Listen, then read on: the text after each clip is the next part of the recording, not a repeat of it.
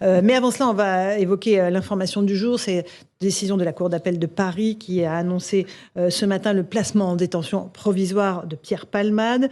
Il sera placé dans un établissement pénitentiaire adapté. On va rejoindre tout de suite notre envoyé spécial, peut-être sur place Thomas Bonnet et Jules Bedeau. Bonsoir à tous les deux. C'est la maison d'arrêt de Fresnes, a priori, qui a été choisie.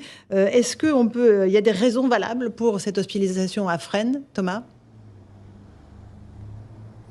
Oui, ce qu'on peut dire, c'est que le centre pénitentiaire de Fresnes, dans le Val-de-Marne, est doté d'une unité de soins, un hôpital en quelque sorte au cœur de cette prison, un établissement qui peut accueillir jusqu'à 80 détenus et qui devrait donc permettre d'assurer une continuité de soins pour l'humoriste de 54 ans, notamment en ce qui concerne son sevrage. Cet établissement public de santé nationale de Fresnes, c'est son nom officiel, est situé dans le domaine pénitentiaire, ce qui veut dire qu'il est protégé par des surveillants et par des miradors, comme l'ensemble de la prison. On peut donc imaginer que tout sera préparé à l'intérieur pour l'arrivée éventuelle de l'humoriste, même si la question qui reste en suspens, c'est de savoir quand et surtout dans quelles conditions pourra être effectué le transfert de Pierre Palmade de l'hôpital du Kremlin-Bicêtre au centre pénitentiaire de Fresnes. Merci beaucoup Thomas Bonnet et Jules Bedeau. Amaury Bucco du service police-justice de CNews est aussi avec nous. Amaury, pourquoi cette décision a été prise par la Cour d'appel ?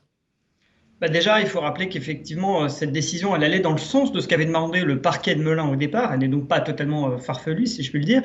Il y a plusieurs arguments qui ont été motivés. Il y a la risque de réitération, la concertation frauduleuse entre les différents mis en cause dans cette affaire. On sait que, par exemple, il y avait des passagers dans cette voiture. Il y a aussi la nécessité de protéger l'instruction, de bien mener l'enquête à son terme.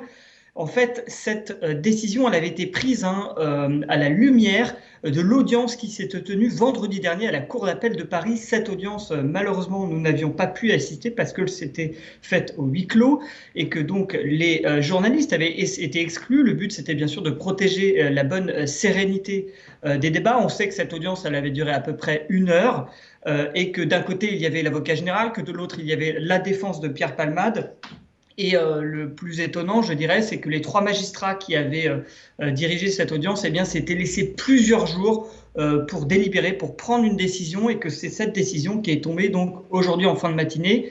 Décision qui avait donc été, si vous voulez, préparée en amont ce vendredi, avant que Pierre Palmade fasse son AVC et donc qu'il soit hospitalisé à l'hôpital du Kremlin-Bicêtre. Alors ce qui est sûr, c'est qu'aujourd'hui, avec cette décision, c'est-à-dire de placer Pierre Palmade en détention provisoire avec un mandat de dépôt, eh bien, Pierre Palmade a été écroué, c'est-à-dire qu'il s'est vu attribuer un numéro d'écrou qui le rattache à la prison de Fresnes, ce qui ne veut pour autant pas dire, il faut bien comprendre qu'il est derrière les barreaux aujourd'hui. Il est toujours aujourd'hui hospitalisé, mais en tous les cas, dès que son état de santé le permettra, eh bien, il ira rejoindre la place qui lui a été attribuée derrière les barreaux. Merci beaucoup Amaury Bucco pour ces précisions. Louis Dragnel, de nouvelles informations ? Oui, alors, on attendait la décision du procureur de la République de Melun qui devait, après avoir consulté les médecins, décider donc du placement en détention ou pas de Pierre Palmade à la suite de la décision de justice qui a été très bien expliquée par Amaury Bucco. Et du coup, la décision a été prise à l'instant. Donc Pierre Palmade reste hospitalisé et il ne sera pas transféré donc dans un établissement pénitentiaire dans l'immédiat, puisque donc selon le tribunal de Melun, son état de santé ne le permet pas. Bien sûr. François Pupponi ? Moi, c'est de la justice spectacle, hein. Ça s'avance depuis le début. Tout se passe au vu de tout le monde. Voilà. Là, je pense que la décision qui a été prise par le juge des libertés la semaine dernière était la bonne. Il a besoin d'être. Ce qu'il a fait est terrible. On ne revient pas là-dessus. Il a ruiné une famille dans des conditions que l'on connaît. Il doit être sanctionné, il doit être jugé et sanctionné. Mais on doit aussi le soigner. Il était sous contrôle judiciaire à l'hôpital avec un bracelet. Le parquet a fait appel. Entre-temps, il fait un AVC. Le juge en appel dit, oui, il faut l'incarcérer, pour que le parquet dise, non, il n'est pas en état d'être incarcéré, donc on ne met pas... Bon. Enfin, le vrai problème, c'est que les gens n'y comprennent plus rien. C'est-à-dire qu'à la fois, le parquet demande qu'il faut rien, et puis après, le juge dit au parquet, écoutez, maintenant, prenez votre décision. Et le parquet dit, non, c'est pas le moment. Bon, donc, voilà. Je pense qu'il vaut mieux laisser Pierre Palmade se soigner, sous contrôle. On va partir à l'hôpital. Et puis, une fois qu'il aura été soigné, il y aura un jugement, et s'il doit aller en prison, il ira en prison. Mais ce sentiment que parce qu'il est connu, on en fait un peu trop, c'est un peu le cas pour des personnes... On a toujours peur que parce qu'on est trop connu...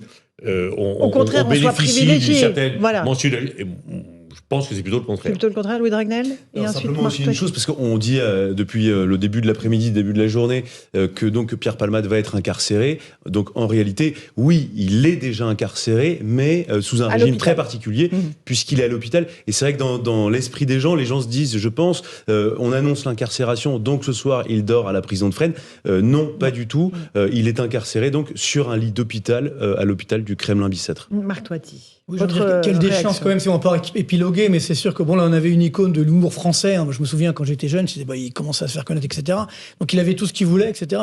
Et puis, quelle déchéance. Donc ça rappelle, je pense, ici ça peut servir effectivement de pédagogie entre guillemets, du drame de la drogue. Du drame de la drogue, c'est ça, c'est-à-dire que parfois c'est perçu comme, je dirais, voilà, c'est fun, etc. Un peu partout. Moi, encore une fois, je dis souvent, j'ai des cités HLM d'Orly, j'ai réussi à éviter tout ça, mais c'est vrai que je l'ai côtoyé de près, que ce soit dans les cités HLM ou dans les salles de marché, etc., où malheureusement, ça arrive, c'est fun, entre guillemets, mais ça fait des dégâts dramatiques. Donc je pense que ça doit servir, notamment pour nos jeunes, de pédagogie pour dire, ne touchez pas à ça, c'est une catastrophe, bien entendu, et espérons qu'on va pas s'arrêter là et qu'il y aura des mesures qui seront prises. Ce qui est terrible, c'est qu'il a fallu un drame comme celui-là, un accident terrible, pour faire, et depuis 15 jours, on fait de la pédagogie sur les ravages de la drogue. Et la question qu'on pose, c'est mais pourquoi on n'est pas été capable dans notre pays de faire des politiques, des campagnes de prévention? On l'a fait contre le tabac, on l'a fait contre l'alcool, on l'a fait contre la sécurité, pour la sécurité routière. Et pourquoi on n'est pas capable de faire des campagnes de prévention contre le ravage de la drogue? J'espère peut-être que quelque part, à partir de maintenant, on le fera. Malheureusement, il y a aussi un enjeu économique. Hein. Juste pour répondre à votre question, c'est que la drogue, c'est 250 milliards de dollars au niveau mondial. En France, c'est 4,9 milliards d'euros. C'est quand même pas rien. Vous voyez ce que je veux dire? Donc, il faut vraiment lutter contre tout cela, bien entendu, pour éviter que ça continue de déraper et touche nos jeunes, notamment, qui sont vraiment en danger. François Pupponi, la maison d'arrêt de Fresnes, il y a un petit établissement de santé à l'intérieur de cet établissement, mais on ne peut pas parler d'un hôpital à proprement parler. Certainement, malheureusement, des périodes que je connais qui y sont passées, qui y sont encore, c'est vraiment pour les premiers soins. Alors on appelle ça un hôpital, mais c'est pour les premiers soins. Visiblement, l'état de santé de Pierre Palmade ne lui permet pas d'être hospitalisé dans cet établissement-là, parce qu'il n'y a pas les services dédiés. Et quand vous êtes en prison et que vous tombez malade, avant d'avoir y compris un protocole, une prise en charge, c'est pas sur des pathologies lourdes, sur les pathologies lourdes, sur les pathologies lourdes. Bon, il y a des gens qui ne sont pas soignés en prison. Voilà, faut connaître aussi l'état de nos établissements pénitentiaires où il y a une surpopulation et où la prise en charge des pathologies n'est pas à la hauteur de ce que devrait être dans un pays, de ce qu'elle devait être dans un pays comme le nôtre. Louis Dragnel, la France est régulièrement condamnée, d'ailleurs, pour l'état de ses prisons et la façon dont on soigne les détenus. Alors, et aussi condamné pour la surpopulation carcérale. Et ça, c'est une question, pour le coup, qui est très politique. Parce que vous avez clairement deux visions. Vous avez une vision qui est quand même plutôt portée par la gauche, qui consiste à dire il y a trop de gens. Tout le monde est d'accord pour dire qu'il y a trop de gens en prison. Mais ensuite, la solution est très différente selon que vous êtes plutôt de gauche ou plutôt de droite. Avec à gauche, quand même, une logique qui consiste à se dire que la prison, par principe, est mauvaise et donc il faut vider les prisons. Et à droite, quand même, cette volonté de se dire oui, il y a une surpopulation de 117, 120% actuellement dans le parc pénitentiaire français. Et donc, il faut construire davantage de places de prison. Il faut moderniser le parc pénitentiaire français pour permettre d'accueillir plus de gens, puisque la société est plus violente. Bon, en tout cas, voilà, on a cette décision de la Cour d'appel de Paris qui est donc infirmée par le tribunal de Melun. C'est vrai que là, il y a de quoi s'y perdre, Louis Dragnel.